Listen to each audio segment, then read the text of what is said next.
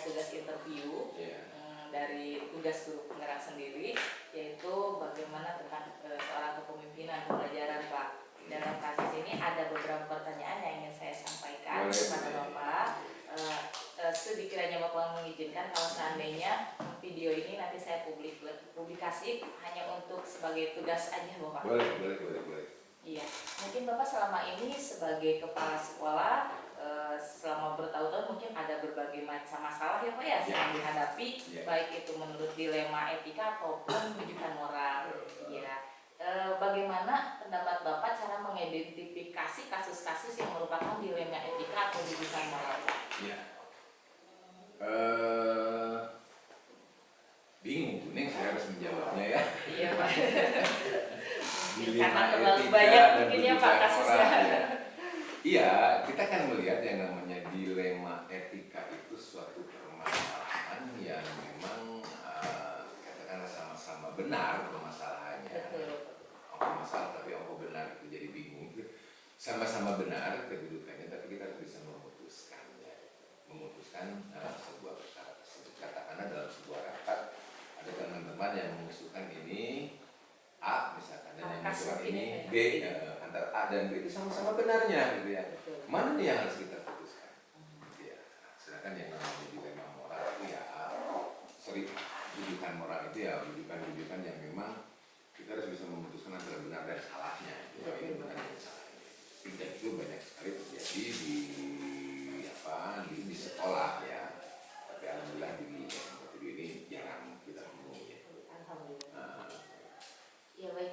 Sekarang bagaimana Bapak cara menjalankan pengambilan keputusan di sekolah, terutama untuk kasus-kasus di mana ada dua tadi kepentingan kata Bapak ya, ada dua kepentingan yang sama-sama benar, yang sama-sama mengandung nilai kebajikan Pak. Ya kita harus bijak. Dalam arti kita harus bijak. Kita mengambil langkah-langkah seperti yang pertama mengetahui dulu permasalahannya seperti apa, atau kalau memang ada isu-isunya itu seperti apa, karena masing-masing kedua belah pihak itu benar ya itu. Dari mengidentifikasi itu kita melihat mungkin dari segi kebermanfaatannya untuk sekolah apa, terus sisi baiknya untuk sekolah apa, mana yang lebih besar nih, apakah yang A atau yang B? Lebih bermanfaat yang lebih bermanfaat. Karena dua-duanya benar ini dua-duanya benar. Mana yang memang sedikit terkena risikonya gitu ya, itu juga harus kita pertimbangkan. Dan mungkin saya juga dalam memutuskan itu meminta bantuan kepada teman-teman wakaf, ada rekan-rekan di komite, rekan-rekan seperti itulah. Selanjutnya kalau prosedur seperti apa yang bisa Bapak lakukan selama ini Pak untuk tadi menentukan kalau misalnya yang terbaik, mengambil terbaik dari yang terbaik mungkin ya Pak ya. Bapak kadang-kadang tidak begitu formal ya dalam menyikapi sebuah permasalahan. Kadang-kadang kita kalau ada masalah berkumpul dengan teman-teman jadi acara-acara yang yang informal lah gitu ya. Ya ketika kita ngopi bareng dengan teman-teman, kita ngobrol, ini kita punya masalah seperti ini. Bagus untuk sekolah ya, dua-duanya bagus, tapi mungkin kita harus mempertimbangkan gimana. Nah dari berkumpulnya itu sama seperti tadi itu ya. Apa saja sih bukan masalah sih. Apa sih kelebihan-kelebihannya ya, terus buat sekolah gimana, itu mengidentifikasi masalahnya itu ya. Terus tujuan kebermanfaatan yang lebih jauh lagi untuk sekolah itu apa. Jadi itulah kita kadang-kadang berkumpul dengan teman-teman dalam situasi yang santai. Kolaborasi ya Pak ya. Karena kalau dalam situasi yang formal kadang-kadang agak canggung kan untuk berbicara itu. Hal apa saja yang selama ini Bapak anggap efektif dalam pengambilan suatu keputusan Pak dalam dilema etika? Yang efektif ya itulah balik lagi ke kitanya ya. Kalau yang namanya rujukan moral itu, apakah ini benar atau salah? Ya, kita melihat mungkin dalam aturan-aturan yang ada. Ya, apakah memang kita nanti akan menyalahi aturan, akan melanggar aturan, akan menyeberang aturan atau tidak? Kalau memang ternyata menolak, ya udah kita putuskan, enggak seperti itu ya.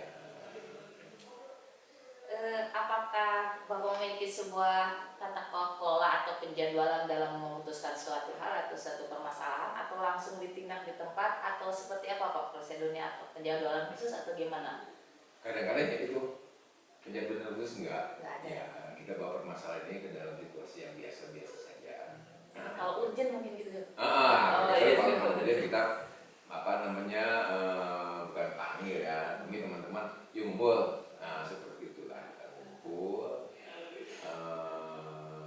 Kita uraikan permasalahannya, ya begini, dan itu alhamdulillah efektif ya. Daripada kita harus menjadwalkan bagaimana buat formal gitu. Betul Pak. Adakah seseorang atau faktor-faktor yang selama ini mempermudah atau membantu Bapak dalam pengambilan keputusan? Ya itu teman-teman kita, tim kita ya. Ya tidak hanya guru, yang lain ini Pak. Para wakar, iya. para kajur, komite, seperti itu ya. Semua stakeholder yang ada di sekolah mungkin ya Pak.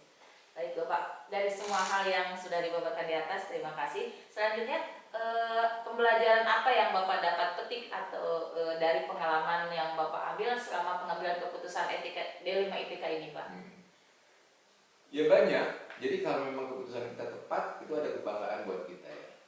Tapi kalau keputusan kita ternyata kurang tepat, itu ada rasa penyesalan juga ya. Kenapa nggak seperti ini? Kenapa nggak seperti ini? Tapi ya memang keputusan harus kita putuskan.